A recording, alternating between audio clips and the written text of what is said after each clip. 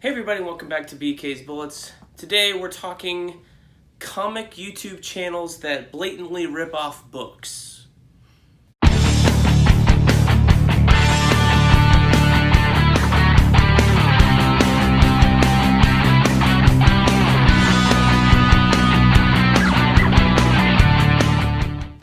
Hey everybody, welcome back to BK's Bullets. As always, I'm your host, Brent.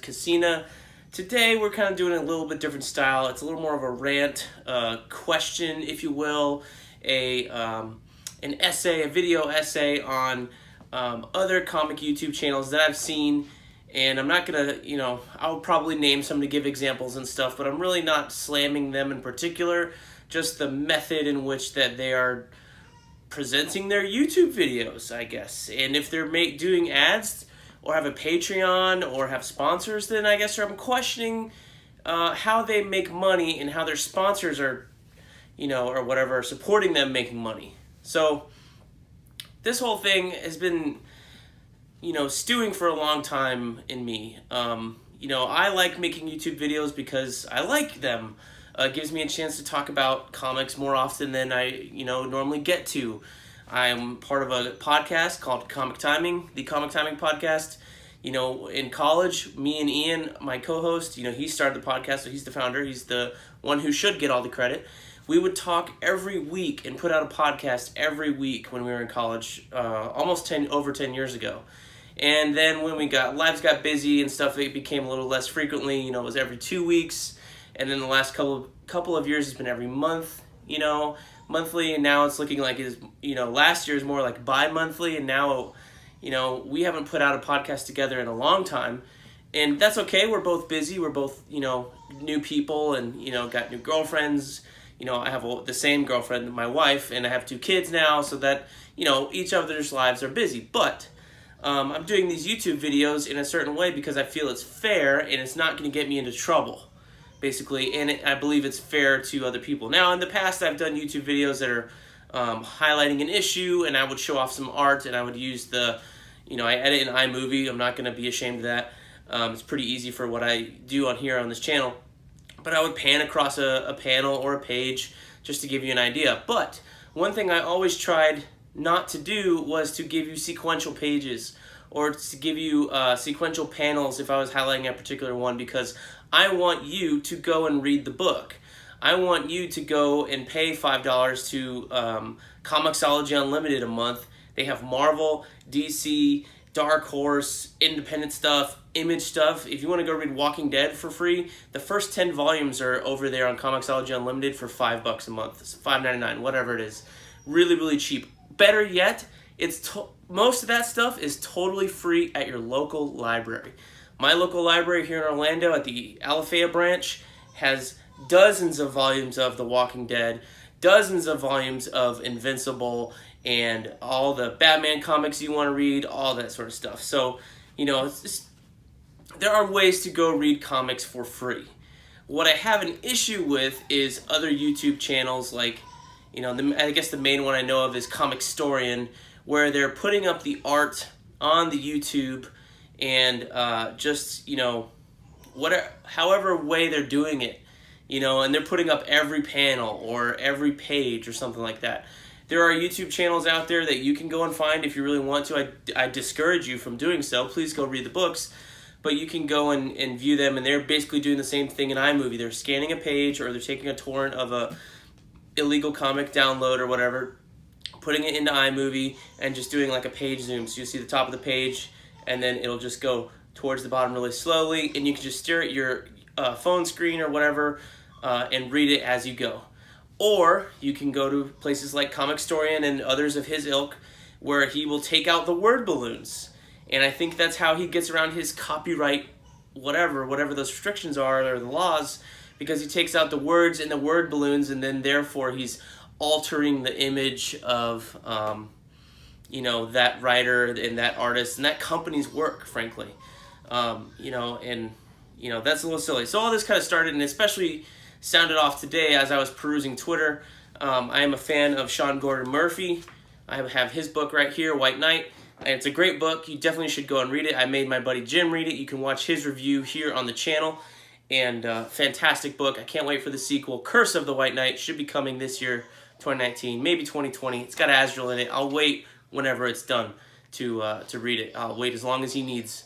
I'm not going to rush him. But my son's laughing in the background. You can hear him laughing. He's laughing how silly Daddy is talking about comic books. But anyway, I follow him on Twitter, Sean Gordon Murphy, the writer and artist of this wonderful book here. And he was saying he's now a patron of this Patreon that creates motion comics. Now, I bought every single motion comic that DC produced when I was in college back in, pre-2009, 2010. I bought Batgirl Year One, all the Watchmen motion comics, Red Sun, Batman Black and White. I'm trying to think of some other ones. That's most of them, I believe. But I bought them, and they were crude, but they were effective, but they were actually animating the comic panels and stuff. So I was like, somebody else is doing motion comics? At least let me check this out to see if it's to the quality of what I'm expecting, Marvel did some motion comics. They did Black Panther, which was the BET animated Black Panther series is a motion comic, in fact. They also did one that was a little bit more with the Astonishing X-Men run. They did the entire Joss Whedon 25 issues as motion comics. They were on Netflix one time. I don't know where you can watch them. I'm sure you can buy them off iTunes. If you would like that, in addition to reading the book, I would certainly recommend those. And then there was a not a Thor, they called it Thor and Loki Blood Brothers, but it was Robert Roddy's Loki series 1 through 4. But that was a much less a motion comic and more of a CGI animated thing.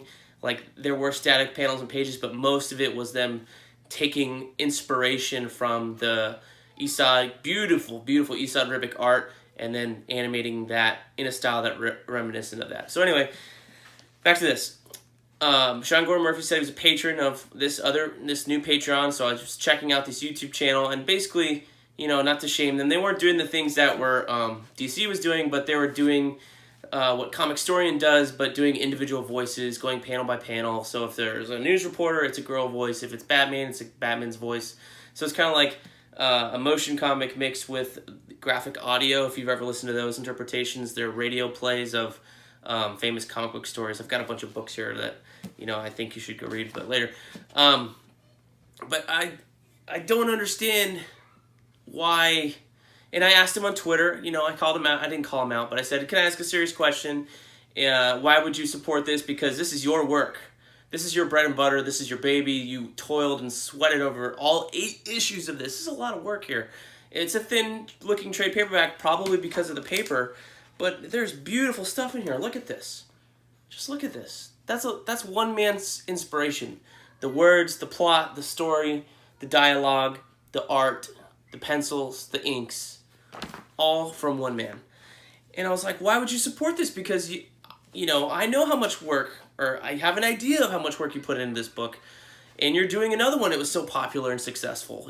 Props to you, but why would you support what is essentially someone else creating an income stream from themselves off of your work? There was episode 1, it was 30 minutes long. It was like, going panel by panel. And they're collecting Patreon money to support them to go create more of these motion comics. I don't know if that's their only job, whatever. I don't care.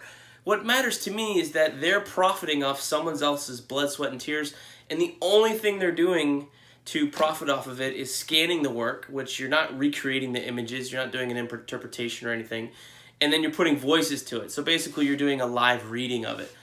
And that to me is just like, it's not far enough. So he said he thinks it's important to the comic community, things like this, and he thought of it along the lines of somebody doing a play, writing a song, or a TV show or movie or something along those lines of his work, White Knight. And I was like, I don't really think so.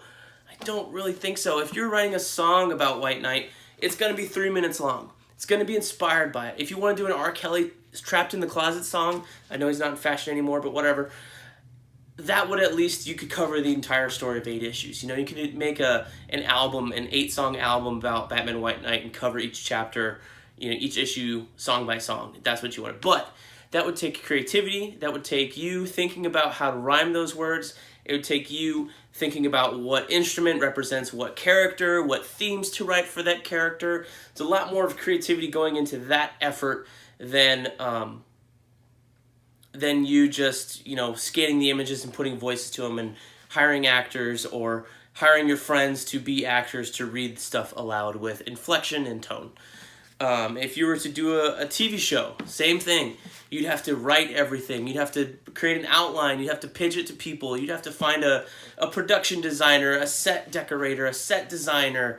You'd have to find actors, and you'd have to talk to the actors about who Batman is and who Joker is in this story and why Joker has this great duality in this story. I'm not trying to just plug White Knight, but I'm using this as a specific example because of my Twitter exchange. But there's a whole lot more work. You'd have to shoot it. You'd have to have a cinematographer. You'd have to edit it, color correct it, computer graphics, all that stuff goes into it. So you're doing a lot more creative work to bring Batman White Knight to the silver screen than you would if you're just scanning it and putting voices to it on a YouTube channel. I don't think it's the same. I don't think it's the same. And I think while other people may think that, it's good for the comics community, I don't think it is. I mean, there are videos, Comicstorian's got videos of the entire, Ultimate Spider-Man Peter Parker saga.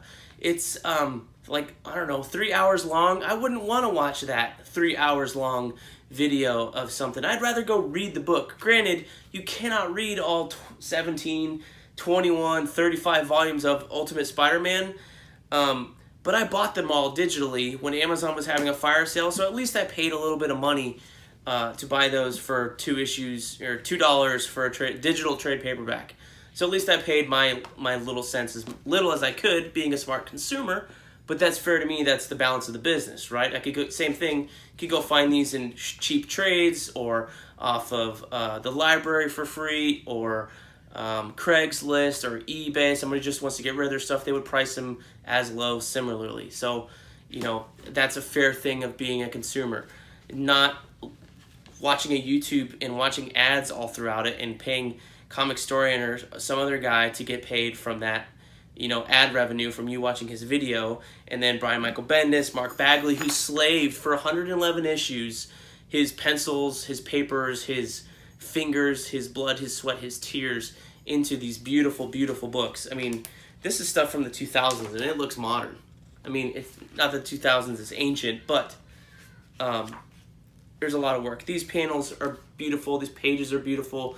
The artwork should be celebrated and appreciated. It should not be glossed over and summarized. If you want a summary, go read the Wikipedia article. Somebody at least read the issues there and did some work to summarize it in their head and then typed it out. So to me, anything like that, not fair at all. I'm sure because the animated movies, Death of Superman and Reign of the Superman, there's probably Comicstorian's probably got Saga of Return of the Superman on there somehow. This is I believe I counted this when I bought this. This is the old version of the trade paperback. This is everything. This is Return of the Superman and Reign of the Superman in one. I think they split it into 2 volumes in later ones, but this is 20 issues here on newsprint. This is a thick book, and I read this. I took the time to read this, and I've only read it once, but I want to read it again. But I remember when I read it, I appreciated every page.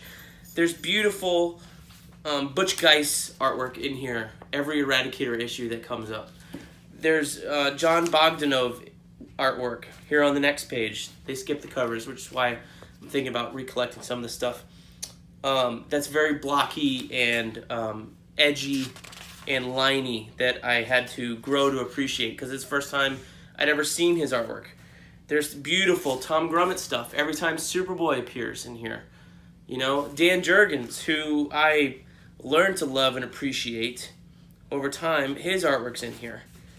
And, I love Dan Jurgens' artwork now. I did not love it as much when I first read this. But, that's me taking the time to fully appreciate a story that I think you don't appreciate a story like this,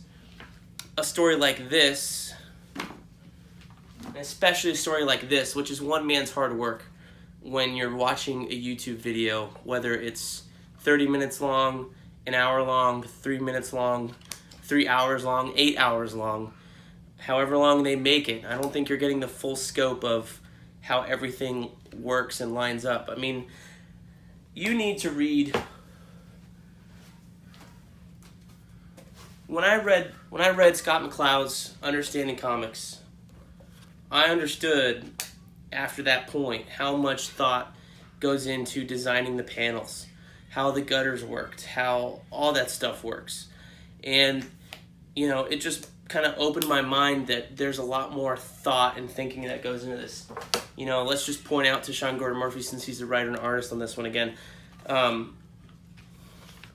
there's a thought to this page, to Nora Freeze here, and why he went widescreen for the first two and then went, you know, more additional panels in the bottom. There's a thought to the spread in the subsequent issue, the almost double page spread with panels at the bottom. I don't know what's going on downstairs, of why. Crisis averted. Where was I? I was talking about Understanding Comics by Scott McCloud. Necessary reading if you're going to be a true blue comics fan.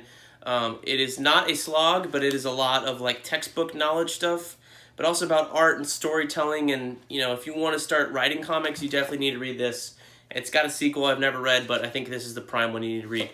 But anyways, once I read this, I knew how much work went into it. When I read this, I knew how much work went into it. I mean, we're not just talking about the writers and artists, we're talking about the colorists, the letterers, the editors. You want to talk about editors? You got to talk about Reign of the Superman, Death of Superman, Return of Superman. There's a lot of editors doing a lot of work on this book to make it work week to week to week on different titles, month to month to month. Scanning a YouTube video or scanning a comic book page and putting it up on YouTube is essentially piracy, which is my argument to Sean Gordon Murphy. You know, you're just supporting piracy of your own book at that point. And I think that Baxter! I think no artist should do that. Support piracy of their own book. So that is my argument against YouTube videos like that. And I think you should support creators like me who are summarizing books and putting thought into it and doing visual essays, even if they're just me standing in front of a camera waving books around like a crazed maniac. So that's my 2 cents. Thank you very much for watching. If you like this video, give it a thumbs up. If you didn't, give it a thumbs down. As always, like, comment, and subscribe. And I will see you guys next time here on Comic Timing. That's my podcast. Here on BK's Bullets in the Funny Pages.